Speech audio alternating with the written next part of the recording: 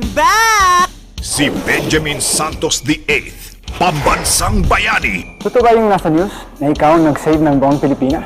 Hindi lang naman Pilipinas ang sinave ko, kundi buong mundo. Tumawag sa akin ang presidente. Alam ba kung anong sinabi niya? Hello? Pero ang unkabogable noon, As a punishment for your serious misconduct, ikaw ay nilalagay under strict disciplinary action! madedemote na ngayon. So balak niyo akong gawing yaya? Kailangan mo kunin ang loob ng anak ko. Dahil siya lang ang nakakaalam kung paano i-dismantle yung bomba. 我要吃。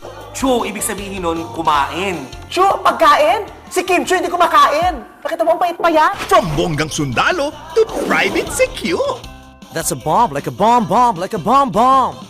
I'm not an idiot. From the highest grossing comedy movies of all time, ngayong darating na Pasko, magbabalik si Vice Ganda!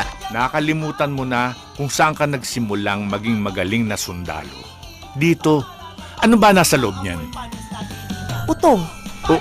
Sa isang pasabog na misyon, Hindi daw po talaga nagbibiro si Jan Jaranjan. Pasasabugin niyang buong Pilipinas. Boom! Panes. kasama sina Richard Yap, Tom Rodriguez, and Bibi Aquino Yap, introducing Alex Gonzaga. Hep, hep, hep, hep, hep, hep. Ano yung ginagawa niyo, ha? Ate, wala po, naglalaro lang po kami na akit manaog. Kaya nga ako eh. Sasama ako. Pagpalit ka! Okay, let's go. Ay! Pati tatay mo nilalabanan mo palibasa at tikas-tikas ng ulo mo! Huwag mo siyang pagsalitaan ng ganyan. Anak ko yan. Hindi mo lang siya anak. Anak ko rin siya! Though I was never your partner, I'm just your wife.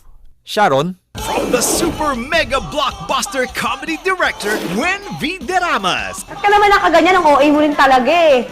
Miss Minchin. Huwag mo akong pinagsasalitaan ng ganyan kung ayaw mo ikulong kita sa chimenea. Christmas Day 2014 in cinemas. Nasaan ba yung mga bomba? I don't trust you. I only trust my mom. You're not my mom. You're a horse. Yes, I'm a horse. But your mother is a goat, Bimbi. The amazing Private Benjamin.